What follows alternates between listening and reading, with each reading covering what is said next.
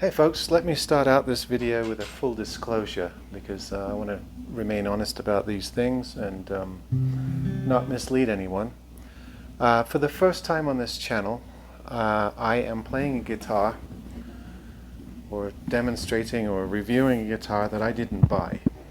Okay, this company called Mirio, M-I-R-O. You might see their stuff cropping up on Amazon. I think they've just got started.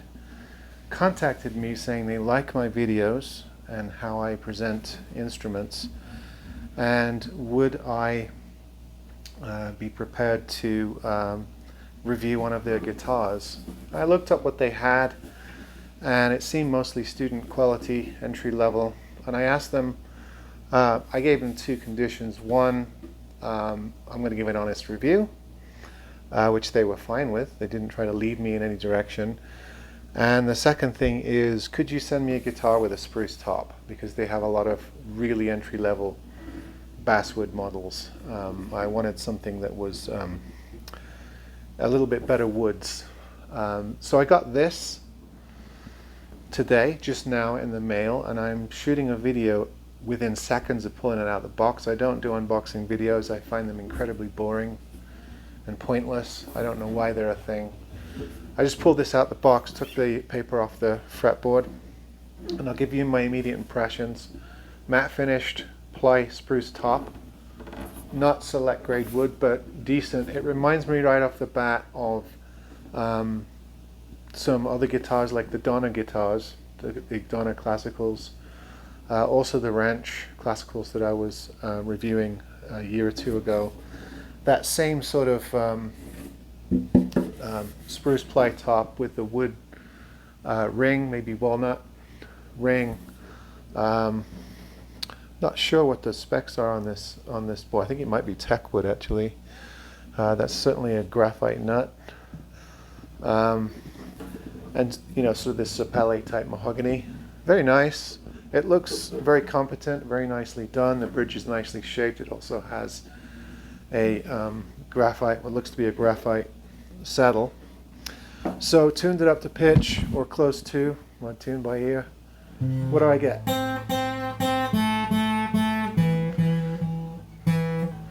So, you know, the first thing about this guitar is when you get it out and tune it up to pitch, it's buzzing in the lower register. Up here it's fine. So the first thing I do is sight the neck along the plane. I sight the neck, and it looks like it's very, very slightly backbowed, so it needs some relief. It needs, the truss rod needs to be loosened. Here's the thing for you new guitar manufacturer. A lot of people are going to get this guitar and they're going to send it right back to you. They're going to see this and they're not going to know what to do, and they're just going to put it in a box and return it. So I would say about half the people, so a lot of people half the people buy this guitar are going to put it in the box and send it back to you because it is backbowed. I wondered if they'd send me a nice one since they're sending it for review, but it doesn't look like they specially selected this. Instead, all the packaging on it looked like it came out of the warehouse, and I don't think they looked it over before they sent it to me. So that's good in a way. I got one that wasn't specially selected for review. It just looks like they sent me one out in their inventory. So, truss rod key provided. I'm going to go in here and I'm going to back that truss rod off. It's very stiff. About 2/4 turns. It is very, very stiff, but it does move. I'm going to look at that again. Still looks a little bit tiny. I would measure this in my wood shop if it were getting a proper setup. But anyway, let's listen to it now.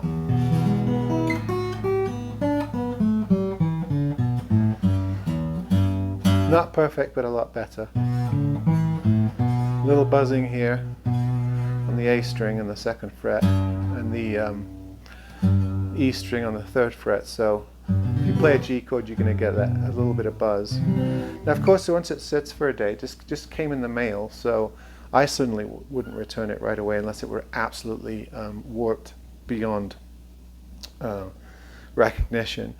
I always let guitars sit a while, so even if it's got that little buzz, I gave it 2 slight turns on the truss rod, backed it off, took the overbow out, put a tiny little bit of relief in, and now I let it sit and let it adjust, let it acclimatize. Don't make any decisions about it. It's already playing better. And it may be that it has still the buzz in these positions because of a slightly high fret, which I can dress down as well. Problem being for companies like Mirio and any company, Glary, problem, I'm looking for more buzzes. Problem for these companies is that's going to put a lot of people off when they get it out the box. I know you provide a truss rod key, and you have dual action truss rod sticker in there telling what people can turn it both ways, and people go on YouTube and learn how to do a truss rod adjustment. A lot of people are intimidated, especially new guitar players, beginner guitar players. They're too intimidated to do it, and they're going to feel like they're going to break the guitar. So in the box it goes, and Amazon return. If you send it to someone like me or someone who's a player who knows how to do a truss rod adjustment, chances are you can get this thing to play. And I think I can, looking at the neck and seeing the issues. They're fairly normative. I know this sounds like it started out being a bad review, but it really isn't. These are all fairly normal issues, particularly in this price range. So it does need adjustment, and I wanted to show you, since this is a review, a genuine review requested by the manufacturer, I wanted to show you what the condition of the guitar is right out of the box and the playability before I set it up. But I am confident that I can take those issues out fairly easily and make this a nice playing guitar. So it's not going to end up being returned because it came to me. But the company should know that a lot of people would return it just for that issue.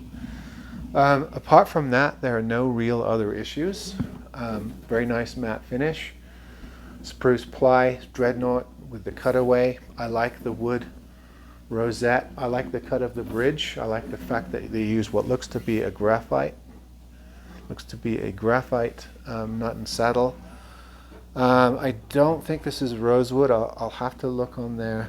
They sent me the Amazon page link, and I'll put this in the description below too.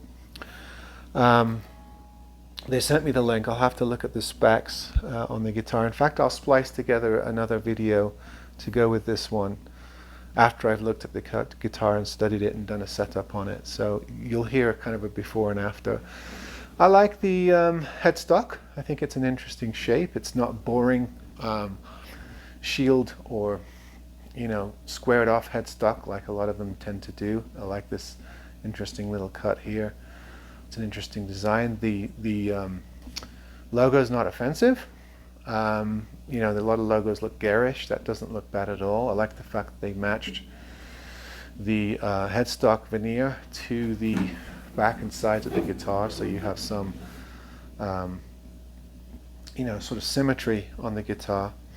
Very typical end dots. I like the fact that they put the button on the neck here rather than on the side of the guitar where it can sometimes do damage. I know people have different opinions about that. I like the fact that it has what appears to be all wood binding and a nice purfled edges. The lines of the guitar are actually really nice. It's well done, and I think this is in the $140, $50 price range, and I've seen a lot worse in this price range. So there's a lot of good indications about this, that this is a good, interesting company coming in. I'd like to see more of their instruments, and they are going to send me a ukulele as well. But this sort of laminate spruce model, and the model number is really garbled, MSG0007-41SNT. I really wish companies would use smaller, more manageable model numbers. Maybe it doesn't really matter to this company. Maybe this is the only dreadnought cutaway they have, so nobody really references the model numbers. It's very clean on the inside, very nice notch kerfing, normative X bracing, and cross braces on the bottom, no terrible glue residue everywhere. It's pretty clean. It's nicely done. I have seen a lot worse in this price range. Another thing I like about this company right away, and this is a big plus point, is the guitar comes shipped in a padded gig bag, and I wish companies would do this. It drives me nuts when they don't put a gig bag with their guitar. Being that it's just shipped in a triangular box without much padding, the case really saves it, so they're going to cut down on returns because of damage. Also, they send you a nice pack of everything you need, including capo, clip-on tuner, strap, picks, polish cloth, and what looks to be, they send you a pick guard you can stick on there, optional pick guard. So it's a lot like the Donner guitars, and I wouldn't be surprised if these are made in the same place actually. I think the headstocks are different. I prefer guitars without a pick guard, but a lot of people will put that sort of tortoiseshell looking pick guard on. It's quite light too. It's not an incredibly heavy guitar, and I like the way they cut the neck foot here pretty shallow, so you can really get in and get good access with the cutaway on the top strings, because you're all playing solos up here, aren't you, on acoustic guitars. So that's sort of my initial impression. It needs a setup, and I know that sounded very, very negative at the beginning, but it is fairly normal. However, I do like to point out to manufacturers and distributors that a lot of people are going to get this out of the box, and if they hear that horrible buzz, I've taken it out now, if they hear it, it's going to come back. They're not going to have the confidence to do a truss rod adjustment. But even that, just that two quarter turns, took that forward bow out, put a tiny bit of relief in. It's already playing better. Even that, what is it? G on the E, the 3rd fret on the E, bottom E, is already it's still buzzing a bit, but it's getting better. So it's settling.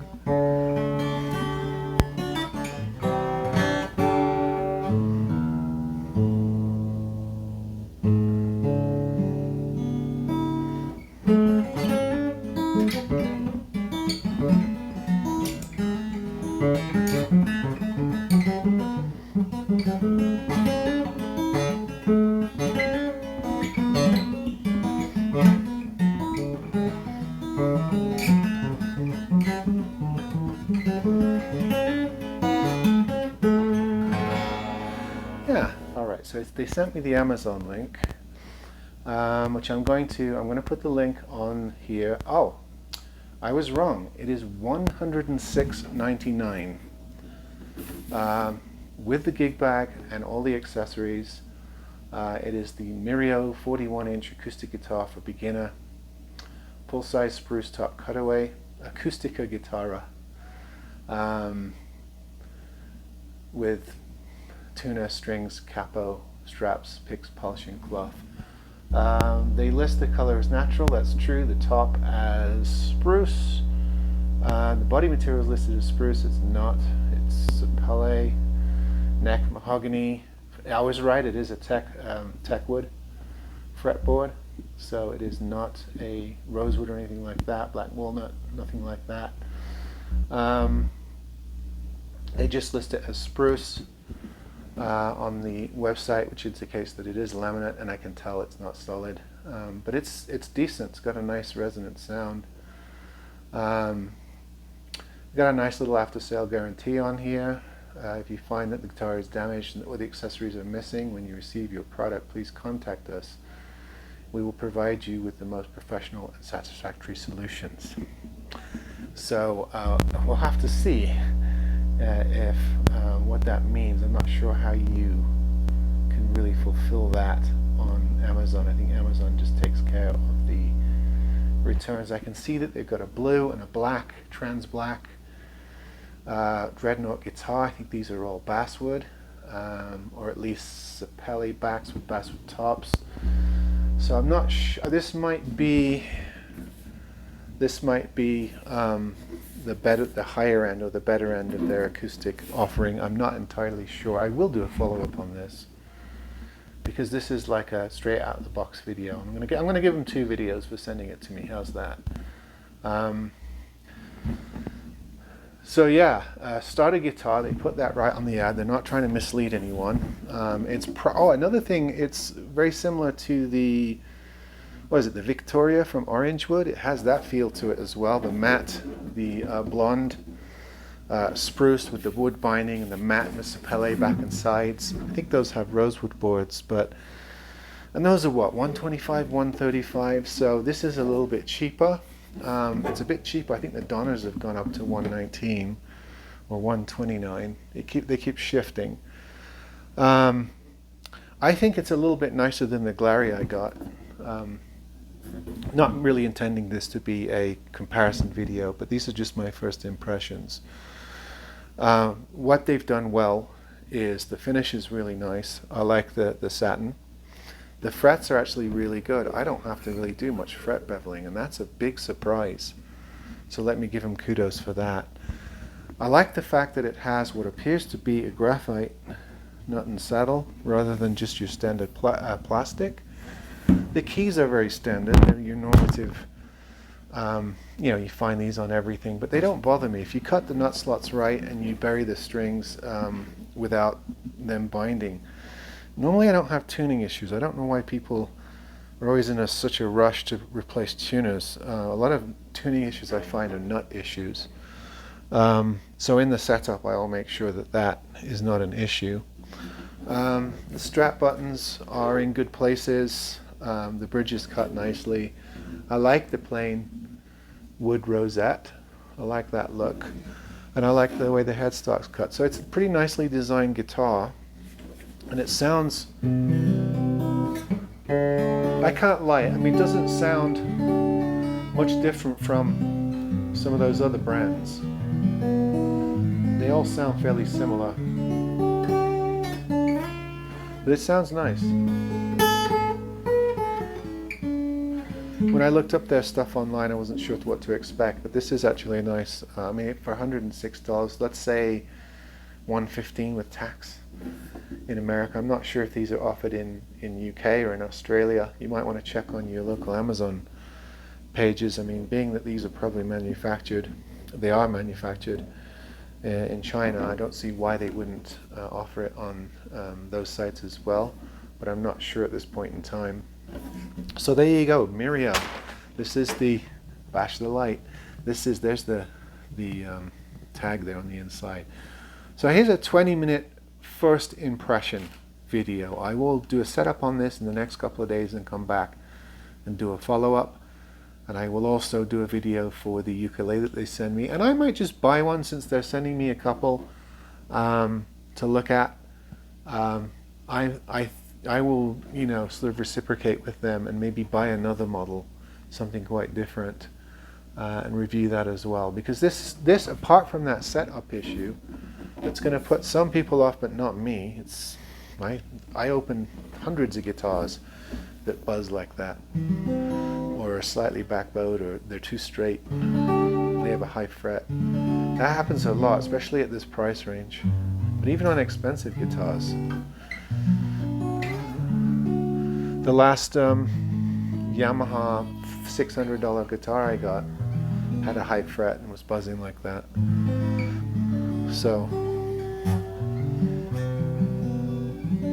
yeah, this is very pleasant. So yeah, on first impression, it's on a par with those guitars and it's really cheap. Seems nicely made, and I like the fact that they give you a quite decent case with some padding and all those accessories. I know they're cheap, but if you're starting out or buying it as a gift, or just coming back to guitar after a long layoff, it's nice to get some stuff, some picks and a strap to go along with the guitar. When you buy those things, you go on Amazon, you fill your basket full of guitar accoutrements. It adds up, so it's nice to get at least some starter accessories with the guitar. A lot of companies don't give you a capo, so that's pretty good. So anyway, I've gone on long enough, but this is Mirio. It was sent to me. They asked me to do a review. This is my first impression. I'll do a setup and I'll come back and I'll let you know my final thoughts on it. All right, folks. See you on the next one.